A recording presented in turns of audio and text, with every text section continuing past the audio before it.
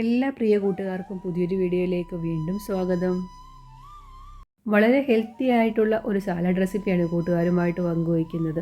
ഇത് തയ്യാറാക്കിയെടുക്കാനായിട്ട് അധികം പാടൊന്നുമില്ല. നല്ല ടേസ്റ്റി ആയിട്ടുള്ള ഡ്രസ്സിംഗ് ഒക്കെ കൊടുത്ത് നമ്മളിത് തയ്യാറാക്കിയെടുക്കുന്നത്. സാലഡൊക്കെ കഴിക്കാൻ ഇഷ്ടപ്പെടാത്തവർക്ക് തീർച്ചയായിട്ടും ഇതുപോലെ ഒരു ഡ്രസ്സിംഗ് ഒക്കെ കൊടുത്ത് തയ്യാറാക്കി കഴിക്കുകയാണെങ്കിൽ കഴിക്കുക തന്നെ ചെയ്യും.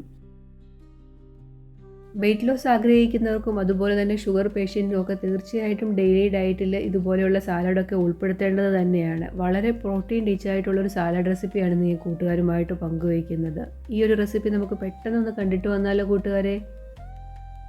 ആദ്യം നമുക്ക് ഈ സാലഡിലേക്ക് കൊടുക്കാനുള്ള ഡ്രസ്സിംഗ് ആണ് തയ്യാറാക്കിയെടുക്കേണ്ടത്. ഇതുപോലെ ക്രീമി ആയിട്ടുള്ള ഒരു ഡ്രസ്സിംഗ് ആണ് നമ്മൾ കൊടുക്കുന്നത്. അതിന് വേണ്ടിയിട്ട് ഒരു 4 പീസ് അളവിൽ പനീറാണ് ഞാൻ ഈ മിക്സറിലെ ജാറിലോട്ട് ഇട്ട് കൊടുത്തേക്കുന്നത്. അതോടൊപ്പം തന്നെ ഒരു 3 അല്ലി വെളുത്തുള്ളിയും കൂടെ ചേർത്ത് കൊടുക്കുകയാണ്.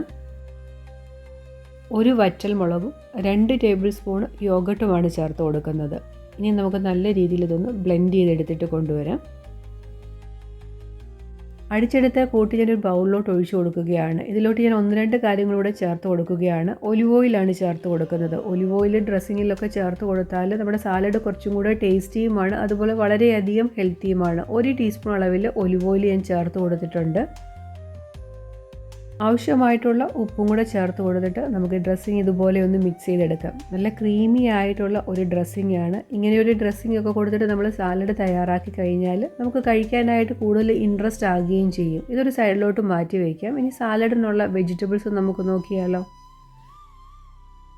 സാലഡിന് ഇന്ന വെജിറ്റബിൾ മാത്രമേ ഉൾപ്പെടുത്താവൂ എന്നൊന്നുമില്ല. നമുക്ക് ഇഷ്ടമുള്ള ഏത് വെജിറ്റബിൾ വേണമെങ്കിലും നമുക്ക് സാലഡിൽ ഉൾപ്പെടുത്താവുന്നതാണ്. ഞാനിവിടെ 2 പേർക്കുള്ള സാലഡാണ് തയ്യാറാക്കിയെടുക്കുന്നത്. ഒരു കുക്കുംബർ ഞാൻ എടുത്തിട്ടുണ്ട്. അതൊന്ന് ചെറുതായിട്ട് അരിഞ്ഞെടുത്തതാണ് ഈ ബൗളിലോട്ട് ചേർത്ത് കൊടുക്കുന്നത്.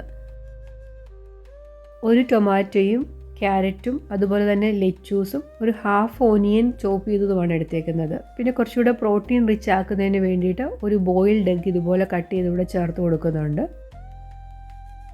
മുട്ട കഴിക്കാൻ ഇഷ്ടപ്പെടാത്തവരാണെങ്കിൽ നിങ്ങൾക്ക് പനീറോ അതുപോലെ തന്നെ ബോയിൽഡ് ആയിട്ടുള്ള കടലയോ ഒക്കെ ചേർത്ത് കൊടുക്കാവുന്നതാണ്. ഏതെങ്കിലും പ്രോട്ടീൻ റിച്ച് ആയിട്ടുള്ള എന്തെങ്കിലും കൂടെ നമ്മൾ ഈ സാലഡിലോട് ഉൾപ്പെടുത്തുകയാണെങ്കിൽ നമ്മുടെ വയറ് നല്ല ഫില്ലായിട്ടിരിക്കും. പിന്നീട് നമുക്ക് വേറെ ഒന്നും കഴിക്കേണ്ട ആവശ്യമില്ല. ഏതെങ്കിലും ഒരു മീല് സ്കിപ്പ് ചെയ്തിട്ട് ഇത് കഴിച്ചാൽ തന്നെ വയറ് ഫില്ലാകും.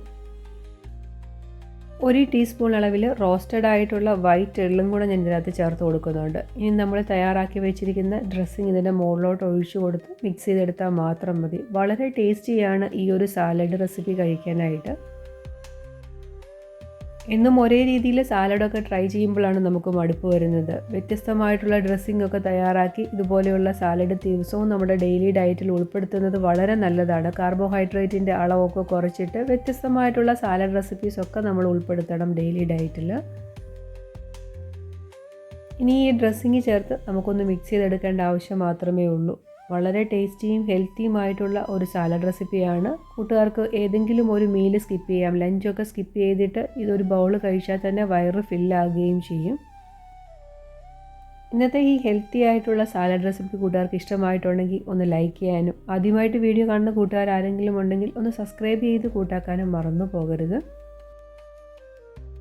സാലഡിനുള്ള ഡ്രസ്സിംഗ് ഒക്കെ നേരത്തെ തയ്യാറാക്കി വെച്ചിട്ട് കഴിക്കുന്ന ആ ഒരു ടൈമിൽ മാത്രമേ നമ്മൾ ഇതുപോലെ മിക്സ് ചെയ്തെടുക്കാവൂ. അങ്ങനെ ആകുമ്പോൾ നല്ല കറക്റ്റായിട്ട് നമുക്ക് കഴിക്കാനായിട്ട് പറ്റും. അല്ലെങ്കിൽ നമ്മൾ ടൊമാറ്റോയും കുക്കുംബറും ഒക്കെ ചേർത്ത് കൊടുക്കുന്നതോട് വെള്ളത്തിൻ്റെ കണ്ടൻറ് ഉണ്ടാകും. അപ്പോൾ ഇച്ചിരി ലൂസ് കൺസിസ്റ്റൻസിയിലായി പോകും എപ്പോഴും. അതുകൊണ്ട് സാലഡ് നമ്മൾ കഴിക്കുന്നതിന് തൊട്ട് മുമ്പ് വേണം മിക്സ് ചെയ്തെടുത്തിട്ട് സെർവ് ചെയ്യാൻ. ഒരു സ്വീറ്റ്നെസ്സൊക്കെ നിങ്ങൾക്ക് സാലഡിൽ ആഗ്രഹിക്കുന്നുണ്ടെങ്കിൽ ഏതെങ്കിലും ഒരു ഫ്രൂട്ടും കൂടെ ചേർത്ത് കൊടുത്താലും വളരെ നല്ലത് തന്നെയായിരിക്കും. ഇന്നത്തെ കുഞ്ഞു വീഡിയോ ഞാൻ ഇവിടെ കൊണ്ട് അവസാനിപ്പിക്കുകയാണ് കൂട്ടുകാരെ. അടുത്ത ദിവസം നല്ലൊരു വീഡിയോ ആയിട്ട് വളരെ പെട്ടെന്ന് തന്നെ നിങ്ങളുടെ അടുത്തേക്ക് എത്തുന്നതാണ്. Thanks for watching.